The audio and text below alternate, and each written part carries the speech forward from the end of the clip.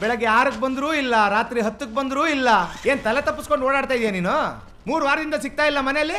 ಏಯ್ ಮರ್ಯಾದೆ, ಯಾರು ಗುರು ಇವನು? ಏನ್ ಆವಾಜ್ ಆಗ್ತಾ ಇದ್ಯಾ? ನೀನ್ ಯಾಕೆ ಗುರು ಸುಮ್ಮನೆ ನಿಂತಿದ್ಯಾ? ಓಹೋ, ಏನು ಹುಡುಗರ್ನ ಇಟ್ಕೊಂಡು ರೌಡಿಸಮ್ ಮಾಡ್ಬೇಕು ಅಂತಿದ್ಯಾ? ಮಗನೇ, ಒಳಗ ರುಬ್ಬಿಸ್ಬಿಡ್ತೀನಿ. ಏನ್ ರುಬ್ಬಿಸ್ತ್ಯಾ? ನಂದು ಒಂದು ವ್ಯವಹಾರ, ನೀನೇ ಅವನ ಮಾತಾಡಕ್ಕೆ. ನನ್ನ ದುಡ್ಡು ವಾಪಸ್ ಕೊಟ್ಟಿಲ್ಲ ಅಂದ್ರೆ ಯಾವ್ದಾ ಕೇಳೋದಕ್ಕೆ ನಿನ್ಬಿಡಲ್ಲ. ಅವ್ನು ಹಂಗಲ್ಲಿದ್ದೀವಿ ಅಂತ ಅವ್ನು ಮಾತಾಡ್ತಾನೆ. ಸಾಲ ತೀರೋವರೆಗೂ ಅಷ್ಟೇ. ಯಾರಿ ನೀವು? ನಿಮ್ಮನ್ನೇ ಕೇಳಿದ್ದು. ಏಯ್, ಎಸಲ ಮನೆ ಹತ್ರ ನೋಡಿದ್ದೀನಿ. ರಾತ್ರಿ ನಿಂತಿರ್ತೀರಾ, ಬೆಳಗ್ಗೆ ನಿಂತಿರ್ತೀರಾ. ಮಾನ ಮರ್ಯಾದೆ ಇಲ್ವಾ ನಿಮ್ಗೆ? ಮನೇಲಿ ಬರೀ ಹೆಂಗಸ್ರೇ ಇರೋದು.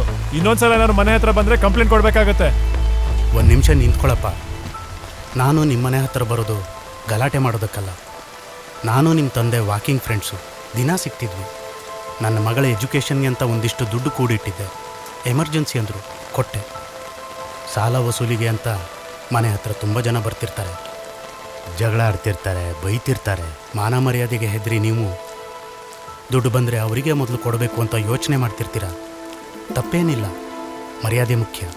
ನಾನಾಗಾಗ ಮನೆ ಹತ್ರ ಬರೋದು, ಇಲ್ಲಿ ಹೊರಗಡೆ ನಿಲ್ಲೋದು. ನಾನು ಒಬ್ಬ ಇದ್ದೀನಿ, ನನಗೂ ದುಡ್ಡು ಬರಬೇಕು, ಅದು ನಿಮಗೂ ಗೊತ್ತಾಗಲಿ ಅಂತ.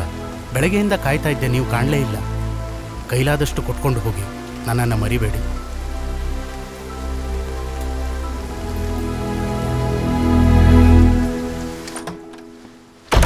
ನಾವು ಬದುಕ್ತಾ ಇರೋದು ಒಂದು ಬದುಕ.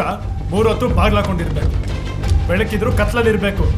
ಎಲ್ಲರೂ ಹಗುರವಾಗಿ ಮಾತಾಡ್ತಿದ್ದಾಗ ಸಿಟ್ಟು ಬರ್ತಿತ್ತು. ಆದ್ರೆ ಅವ್ರು ಮಾತಾಡ್ತಿರೋದೆಲ್ಲ ಸರಿನೇ. ಇಷ್ಟೊಂದು ಸಾಲ ಮಾಡಿ ಇವ್ಳು ಮದುವೆ ನೀ ಜೋರಾಗಿ ಮಾಡೋದು ಬೇಕಿತ್ತ? ಕಂಡೋರ್ ದುಡ್ಡಲ್ಲಿ ಶೋಕಿ ಮಾಡೋದು ಲೈಫ್ ಅಲ್ಲ. ಎಲ್ಲ ಮಾಡಿ ಓಡೋಗಿ ಈಗೆಲ್ಲದಕ್ಕೂ ನಾನ್ ತಲೆ ಕೊಡ್ಬೇಕಂದ್ರೆ ಹೆಂಗೆ? ಅವ್ರು ಮಾಡಿರೋ ಪ್ರತಿ ತಪ್ಪು ನಾನ್ ಜವಾಬ್ದಾರಿ ಆಗಕ್ಕಾಗಲ್ಲ. ಅವ್ರು ಮಾಡಿರೋ ತಪ್ಪಿರ್ಬೋದು, ಮಾಡಿದ್ದು ನಮಗೋಸ್ಕರ, ಅವ್ರ ಸ್ವಾರ್ಥಕ್ಕಲ್ಲ. 1 ತಿಂಗಳಿಂದ ದುಡಿತಾರೋ ನಿನ್ಗೆ ಎಷ್ಟು ಕೋಪ ಬರ್ತಾ ಇದೆ ಅಂದಮೇಲೆ 30 ವರ್ಷದಿಂದ ಈ ಮನೆ ನೋಡ್ಕೋತಾ ಇದ್ದಾರೆ. ಅವ್ರ ಕೋಪ ಬರ್ತಿದ್ರಲ್ಲಿ ತಪ್ಪ? ಬರೀ ನಿನ್ನ ಅಕ್ಕನ ಮದುವೆಯಿಂದ ಸಾಲ ಆಗ್ಲಿಲ್ಲಪ್ಪ. ನಿನ್ನನ್ನ ನ್ಯಾಷನಲ್ಸ್ ಕಳ್ಸೋದಿಕ್ಕೆ, ಟ್ರೈನಿಂಗ್ ಕಳ್ಸೋದಿಕ್ಕೆ ಮಾಡಿದ್ದು ಸಾಲನೇ. ಅದಕ್ಕೆ ಅವರು ಬಡ್ಡಿ ಕಟ್ತಾನೆ ಇದ್ರು. ಮನೆ ತಗೊಳ್ಳೋದಿಕ್ಕೆ ಸಾಲ ಮಾಡಿದ್ದು ಮೆರಿಯಕ್ಕಲ್ಲ, ತನ್ನ ಮಕ್ಕಳಿಗೆ ಸ್ವಂತ ಮನೆ ಇರ್ಲಿ ಅಂತ ಯೋಚಿಸಿದ್ದಕ್ಕೆ. ನೀನ್ ಆಸೆ ಪಟ್ಟೆ ಅಂತ ಅವ್ರ ಶಕ್ತಿ ಮೀರಿ ನೀನ್ ಇಷ್ಟಪಟ್ಟಿದ್ ಬೈಕ್ ಕೊಡ್ಸಿದ್ರಲ್ಲ, ಅದು ತಪ್ಪ? ಅವ್ರು ಓಡ್ ಹೋದ್ರು ಅಂತ ಇದೆಯಲ್ಲ. ಅವ್ರು ಓಡ್ ಹೋಗಿದ್ದು ಅವ್ರ ಕಮಿಟ್ಮೆಂಟ್ಸ್ಗೆ, ಪ್ರೆಷರ್ಗೆ. ಅವ್ರು ವಾಪಸ್ ಬರ್ತಾ ಇರೋದು ಅವ್ರಿಗೆ ನಿನ್ ಮೇಲೆ ನಂಬಿಕೆ ಇಲ್ದೇ ಇರೋದಕ್ಕೆ. ಒಬ್ಬ ತಂದೆ ಮಗ ತನ್ನ ಕಷ್ಟಕ್ಕಾಗ್ತಾನೆ ಅಂತ ಅನ್ಕೊಳ್ಳೋದು ಸ್ವಾರ್ಥ ಅಲ್ಲ, ವಿಶ್ವಾಸ. ಆದ್ರೆ ಆ ವಿಶ್ವಾಸ ಅವ್ರಿಗೆ ನಿನ್ ಮೇಲೆ ಇರ್ಲಿಲ್ಲ.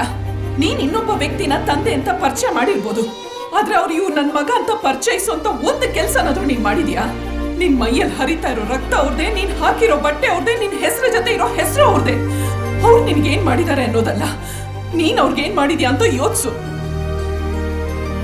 ನಿಮ್ಮಪ್ಪ ಸಾಲ ಮಾಡಿರೋದು ನಿಜ, ಅದು ನಮಗೋಸ್ಕರ ಮಾಡಿರೋದು ನಿಜ. ಅದನ್ನ ಎಕ್ಸೆಪ್ಟ್ ಮಾಡ್ಕೋ.